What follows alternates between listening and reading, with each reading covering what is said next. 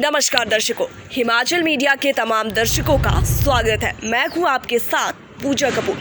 देखिए ये viral video, जहां राजधानी शिमला की एक निजी स्कूल की 5वीं कक्षा की एक बच्ची को स्कूल प्रबंधन ने इतना प्रताड़ित किया कि वे मानसिक तनाव में चली गई। छात्रा का अब Indira Gandhi medical college IGMC अस्पताल शिमला में उपचार चल रहा है।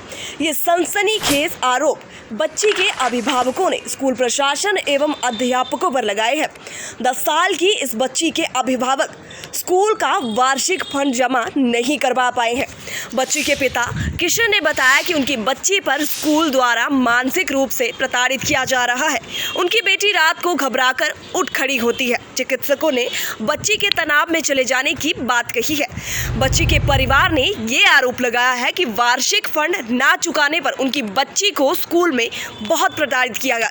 छात्रा ने बताया कि 19 मार्च को गणित की परीक्षा थी। उसे परीक्षा हॉल में 20 मिनट देरी से प्रश्न पत्र दिया गया। पेपर पूरा करने के बाद उसे 9:30 से 11:30 बजे तक अलग कमरे में बिठाया गया और उसके साथ बहुत बुरा बर्ताव किया गया। बच्ची के पिता ने हिमाचल सरकार से न्याय की मांग की और दोषियों पर सख्त से सख्त कार्रवाई की अपील की है। बच्ची के पिता ने कहा कि यदि उन्हें न्याय नहीं मिला तो वह न्याय के लिए बड़ा आंदोलन करेंगे। देखिए हिमाचल मीडिया की इस खास रिपोर्ट में। मेरा नाम किशन कश्यप है। मेरी बेटी समेता कश्यप। मैं भट्टा कुपर चकड़िया रोड पर हमारा एक स्कूल है, IB इंटरनेशनल स्कूल। वहाँ पर मैं अपनी बेटी को पढ़ा रहा हूँ। मेरी बेटी 5th ग्रेड की स्टूडेंट है।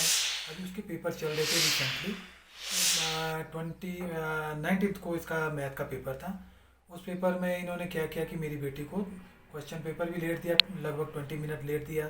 और उसके बाद इसको 9:30 बजे जब पेपर ख़त्म होता है, बाकी बच्चों को अदर क्लास में ले जाते हैं अगले पेपर की तैयारी करवाने के लिए।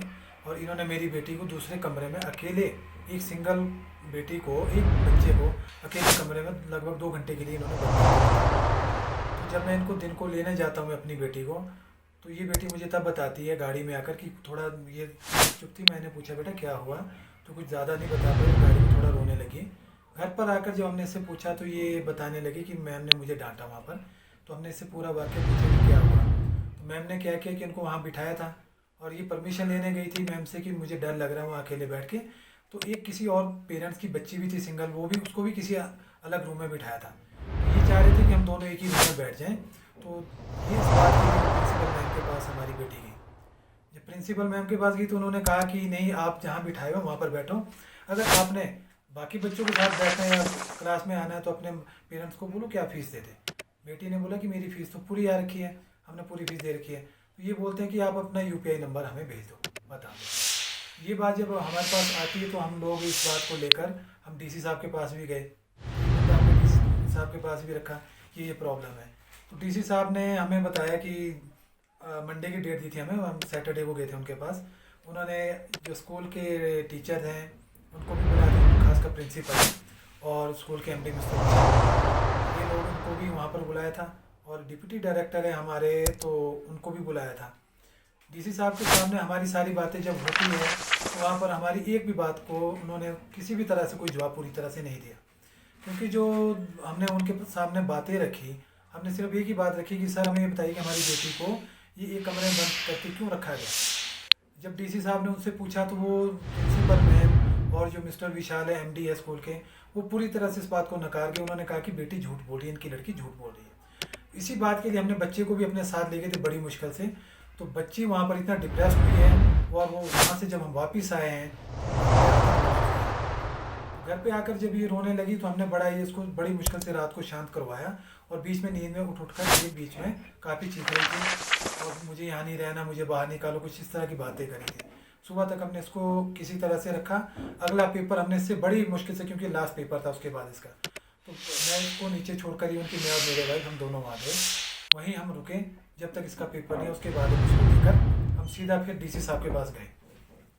जब हम DC साहब के पास वहाँ दोबारा जाते हैं, हमने उनको पूरी बात बताई कि ऐसी ऐसी बात है। तो DC साहब ने जब ये सारी बातें हुई इन बिटवीन की, उनको भी स्कूल वालों को भी बुलाया था, ये सब चीज़ें हमारी हो गई थी।